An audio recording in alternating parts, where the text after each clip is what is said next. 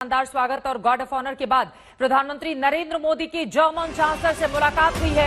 आपको बताते चले राउंड टेबल में जंग से उपजे हालात के अलावा कई अहम मुद्दे रहे अंतर्राष्ट्रीय, जिस पर चर्चा की गई है। रात में प्रधानमंत्री की उद्योगपतियों से भी बड़ी मीटिंग होने वाली है, लेकिन इन सबके बीच बड़ी खबर आपको दे रहे हैं। मोदी से मुलाकात के बाद जर्मन चांसलर का बड़ा बयान सामने आया है। पुतिन जल्द युद्ध खत्म करें, जर्मन चांसलर की ओर से यह कहा गया है। रूस और यूक्रेन के बीच जिस तरह की जंग जारी है, रूसी राष्ट्रपति पुतिन से जंग खत्म करने की अपील की गई है। जर्मन चांसलर ने रूस से युद्ध खत्म करने की अपील की है।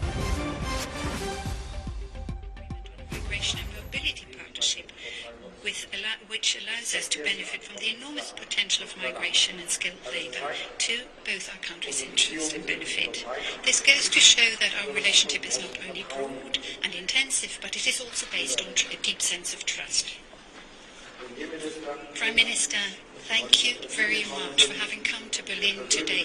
Thank you for your personal commitment, which has made it possible for us to have a successful exchange of views today. And I look forward already now to the next intergovernmental consultation in 2 years' time in New Delhi. Thank you. का साझा बयान और अब प्रधानमंत्री मोदी का संबोधन। Chancellor Scholz. गुटेन टाग, नमस्कार।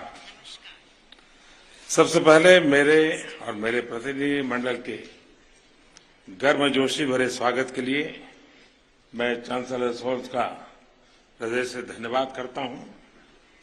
मुझे खुशी है कि इस वर्ष की मेरी पहली विदेश यात्रा जर्मनी में हो रही है। इस वर्ष के शुरुआत में किसी विदेशी लीडर के साथ मेरी पहली टेलीफोन वार्ता भी मेरे मित्र चांसलर शोल्ज के साथ हुई थी। चांसलर शोल्ज के लिए भी आज की भारत जर्मनी आईजीसी इस वर्ष की किसी भी देश के साथ पहली आईजीसी है। ये कई फर्स्ट दर्शाते हैं कि भारत और जर्मनी दोनों ही देश इस महत्वपूर्ण पार्टनरशिप को कितनी प्राथमिकता दे रहे हैं। लोकतांत्रिक देशों के तौर पर भारत और जर्मनी कई कॉमन मूल्यों को साझा करते हैं। इन साझा मूल्यों और साझा हितों के आधार पर पिछले कुछ वर्षों में हमारी द्विपक्षीय संबंधों में उल्लेखनीय प्रगति हुई है। हमारी पिछली आईजीसी 2019 में हुई थी। तब से विश्व में महत्वपूर्ण परिवर्तन हुए हैं। कोविड-19 महामारी ने वैश्विक अर्थव्यवस्था पर विनाशकारी प्रभाव डाला है। हाल की जियोपॉलिटिकल घटनाओं ने भी दिखाया कि विश्व की शांति और स्थिरता कितनी नाजुक स्थिति में है और सभी देश कितने इंटरकनेक्टेड हैं।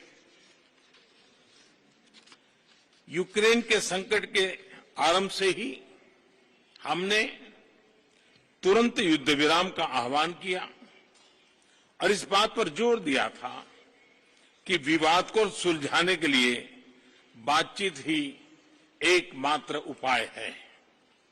हमारा मानना है कि इस युद्ध में कोई विजयी पार्टी नहीं होगी, सभी को नुकसान होगा। इसलिए हम शांति के पक्ष में हैं। यूक्रेन संघर्ष से उत्पन्न उथल-पुथल के कारण तेल की कीमतें आसमान छू रही हैं। विश्व में खाद्यान्न और फर्टिलाइजर की भी कमी हो रही है। इससे विश्व के हर परिवार पर बोझ पड़ा है, किंतु विकासशील और गरीब देशों पर इसका असर और गंभीर होगा। इस संघर्ष के ह्यूमैनिटेरियन इम्पैक्ट से भारत बहुत ही चिंतित है। हमने अपनी तरफ से यूक्रेन को मानवीय सहायता भेजी है। हम अन्य मित्र देशों को भी अन्य निर्यात, तेल आपूर्ति और आर्थिक सहायता के माध्यम से मदद करने की कोशिश कर रहे हैं। आज छठी आईजीसी में से भारत जर्मनी भागीदारी को एक नई दिशा मिली है। इस आईजीसी ने एनर्जी और एनवायरनमेंट दोनों क्षेत्रों में हमारे सहयोग को महत्वपूर्ण गाइडेंस दिया है। मुझे विश्वास है कि आज किए गए निर्णयों का हमारे क्षेत्र और विश्व के भविष्य पर सकारात्मक प्रभाव पड़ेगा। आज हम Indo Germany partnership on green and sustainable development launch कर रहे हैं।